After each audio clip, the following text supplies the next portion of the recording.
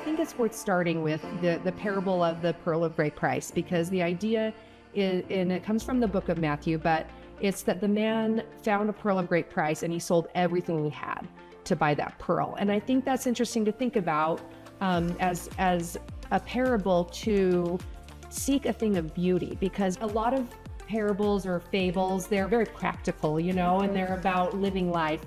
But this is about buying something that is so beautiful, it's more valuable than anything in the world. And I thought about that a lot, and I thought, is it worth sacrificing everything you have for something of beauty, And that's something to think about. And philosophers have thought about beauty since the dawn of time, but really it began with the Greeks. And the interesting thing about beauty is that it's very independent of what we consider to be rational. And that's interesting to think about, because we spend a lot of time, especially in today's world, of putting a really high value on rationality and facts. And we act sometimes like that's the most important thing in the world.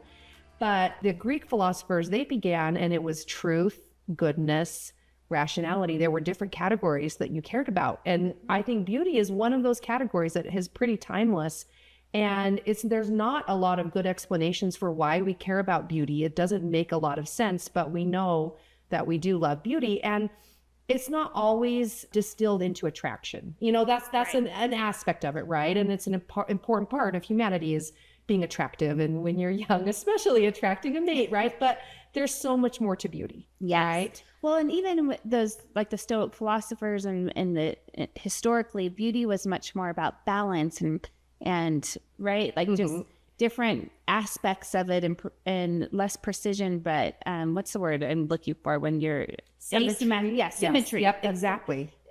So yeah, it's not the way that we on the surface level look at it now. Right. But like you, I do appreciate beauty. I mean, I appreciate it when I see it in other women. When people show up, even to church looking beautiful or beautiful outfits, I admire them and I enjoy them and I appreciate that. And that's just one aspect, but anywhere we see it, like I am somebody who, and as most people I think are, that nature and the beauty, the seasons and the mountains that we're looking at right now and the ocean, I mean, all of it, it's amazing what is there for us to appreciate if we do and take the time to notice. Yeah, that's exactly right. And I think it's interesting, like you said, they began by appreciating, and I have a slide here that we could look at, but the classic ideas of beauty were symmetry, what's called the golden ratio or the golden mean, where, this sort of 2/3, 1/3 balance,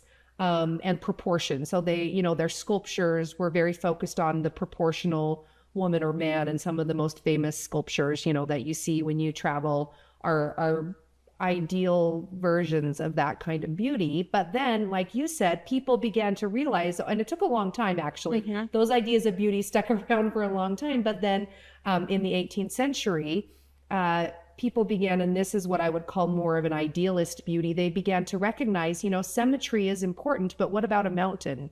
Like a mountain is not symmetrical, but when I stand underneath it, I know it's beautiful, yes. Right? And so that's the idea of grandeur or expression. Like that's when the expressionists came, and there's nothing more beautiful than going to see the Monets and these expressionist art, right? Where it's not symmetrical, it's not precise. But the beauty's there. And then there began to be an appreciation for aesthetics. So things that could not necessarily be seen as exact matches, but the beauty of things coordinating. And that people began to appreciate that more in the 18th century. And then honestly, with the incoming ideas of modernism and industrialization, there is beauty to architecture in these things, but in large part, people did sort of give up on caring about beauty as much as they used to, And I think it's a little bit sad, but you can see why it came about, right? Like that there was an excitement about modernism and things that broke the norm. And now we see art is almost entirely broken, right? Did you hear about the banana that got sold? No. I mean, yeah. So it's like a statement, right? That a guy taped a banana on a frame, and sold it for millions of dollars, because that's like the point. It's like there's nothing beautiful anymore, right? Right. And some of us are like, okay, I can see it's about context for those things, but I think it's still really important to build beautiful things, like you said, to go and to put in effort. I mean, yes. Taping a banana to a frame That's just silly. Right. And then it just becomes a joke and silly for someone to pay millions of dollars for that. Right. So it's like, no, that is not what we want I know. to, see as beauty and appreciate. And maybe I'm just not enlightened as to what that means. Well, and we should talk about that. What does beauty mean, right? But I do appreciate people that support artists, donate to the arts, buy extra tickets to the play, buy real art instead of just, not everyone can afford to, but Sure, you can, or even make your own art with your kids. Like, make real things that are beautiful and make a little effort, to Well, and speaking bring of it that, in. there's something to making something. Just, you and I earlier this week with girlfriends in the neighborhood got together, and it was such a fun activity. One of the gals knew how to make wreaths and invited us over to make wreaths. And we made these beautiful wreaths. I mean, beauty is in the eye of the beholder. I think mine's Yours beautiful. is gorgeous. It's I love not it. No, it's symmetric. It's gorgeous. not perfect. I can look at it and critique it, but I made it. So it's on the door, and I'm admiring it, and having all the kids come and admire my work, and so proud of it. So when we take the time to create something, that process is very fulfilling.